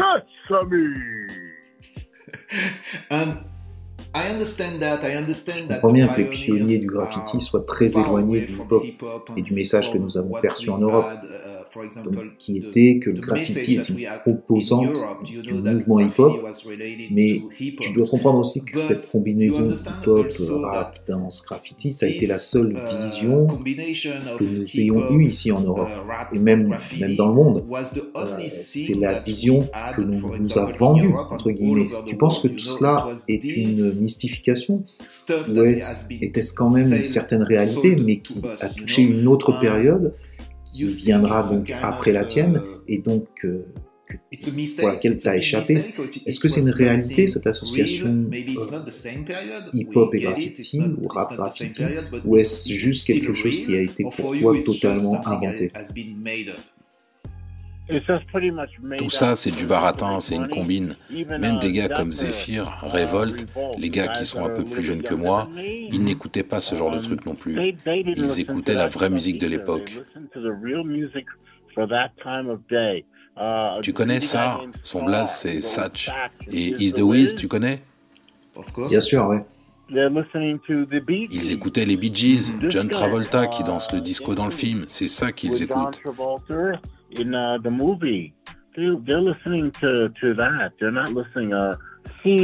Sin n'écoutait pas de hip-hop, il écoutait du rock'n'roll.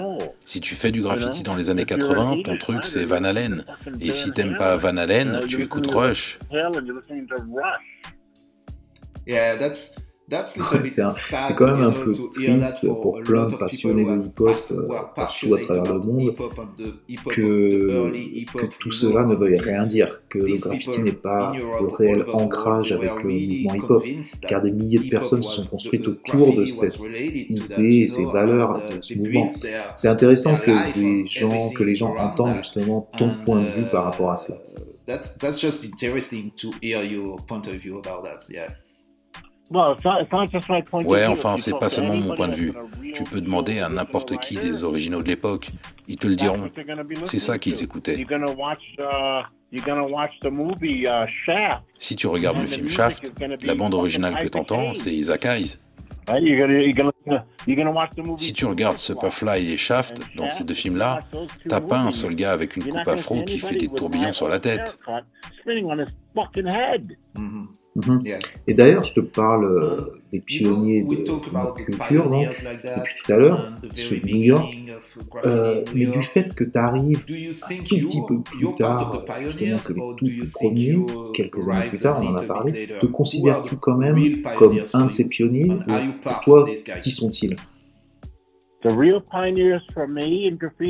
Pour moi, les vrais pionniers du graffiti, ce sont Taki 183, Joe 182, Santos 204, enfin, je pense. Oui, et puis il y a aussi Support Trust. Les gens qui sont arrivés juste avant moi, il y a Turok 161, Shaman 65. Les premières filles, c'était Barbara et Eva 62, Michelle 62.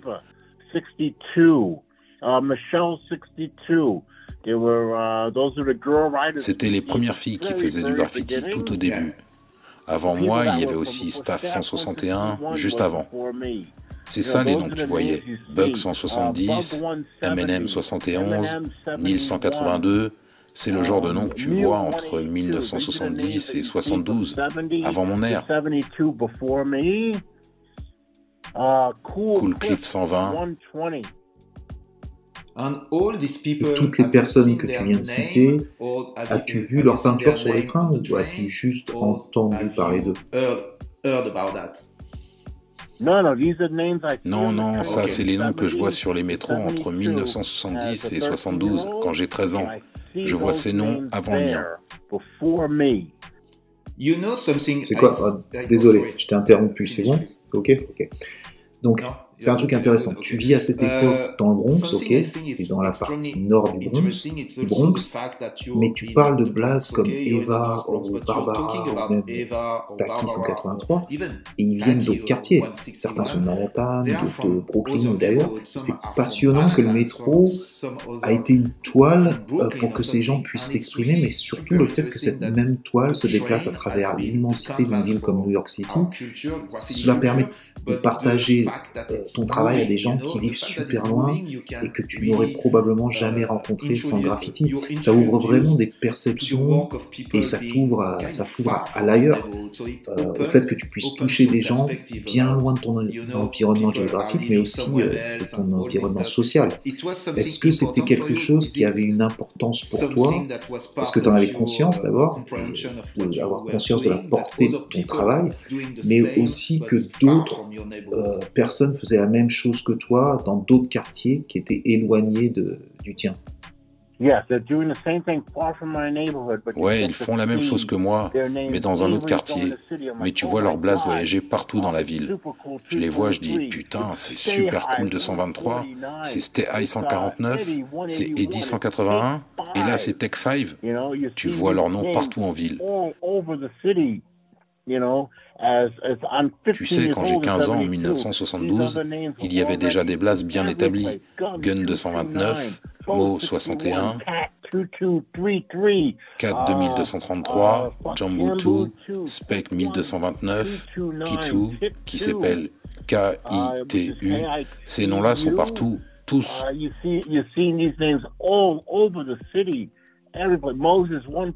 Moses 147, Piper, Junior 161, Cliff 159, tous ces noms-là, partout en ville. En 1972, ils sont partout. Et est-ce que tu arrives à savoir d'où ils viennent? Parce que souvent, ils ont des chiffres liés à leur quartier ou à leur street qui sont attachés à leur blase. Non, tu peux pas savoir d'où ils viennent. Tes parents, ils t'emmènent quelque part, et là, waouh, encore ces noms.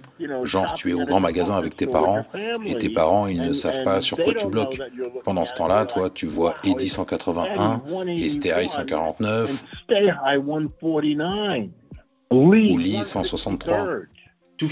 Ok, donc peut-être pour conclure notre entretien, j'aurais une question finale qui est pour toi. Quel a été le meilleur graffiti writer de cette époque? Ou peut-être pour être plus précis, celui qui a été pour toi le plus influent, qui t'a le plus marqué. Super Cool 223. Ok, et pourquoi lui en particulier? Il était partout, partout, partout. Et quand tu dis partout, c'est partout sur les trains, mais aussi dans les rues. Il faisait des métros, les bus, les murs, les bateaux. Quand tu prends le bateau pour aller à Long Island, tu dois prendre le ferry. Et son putain de nom est inscrit sur le putain de ferry qui t'emmène de Manhattan à Long Island et Staten Island. Il est sur le ferry de Staten Island. Et moi je me dis, bordel de merde. Ouais, effectivement, impressionnant. Ok Blade, bah, finissons-en là si tu veux. Je suis sûr que les auditrices et auditeurs français vont apprécier à sa juste valeur ton témoignage. Je vais te demander peut-être qu'est-ce que tu prépares pour le futur, qu'est-ce que tu nous réserves. Tu travailles sur une prochaine expo, non?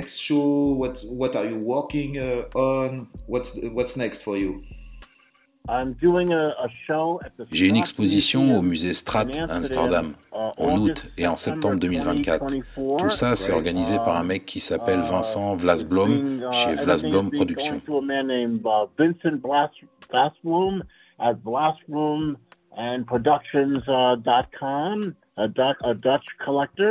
Et il a fait en sorte que je continue.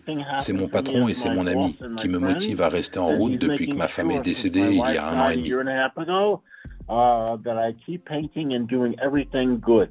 On relayera cette news et j'espère que je pourrai aller voir ça. Est-ce que ça sera que des nouvelles œuvres ou il y aura des anciennes toiles qui seront présentées? Non, c'est des nouvelles toiles. Je pense qu'il me reste 8 ou 10 vieux trucs. Et ma toute première toile que j'ai faite, elle est chez moi aussi. J'ai aussi le sketch du dépliant qui apparaît dans Subway Art et qui date de 1980. Tout le monde me demande s'il est à vendre. Bah ouais, pour 1 million d'euros. J'espère pour toi que tu le vendras à Staro. Ça mérite le million. Espérons que tu trouves quelqu'un qui paye un prix mérité pour cette pièce d'histoire de notre culture. Ils n'ont pas de problème à payer 500 000 euros pour un Basquiat, pour un gribouille tout pourri d'un toy blindé à la cocaïne et à l'héroïne, bourré au Jack Daniel, alors que le mec a jamais vu un métro de sa vie. C'est une merde, comme Keith Haring. Il a fait que dalle. Peut-être, mais tu comprends aussi, parce que tu es dans ce game quand même depuis un bail, que le monde de l'art c'est totalement différent du monde du graffiti. Même si certains graffitis font de cash aujourd'hui, ça reste vraiment des niveaux différents avec l'art contemporain. C'est ce que je veux dire.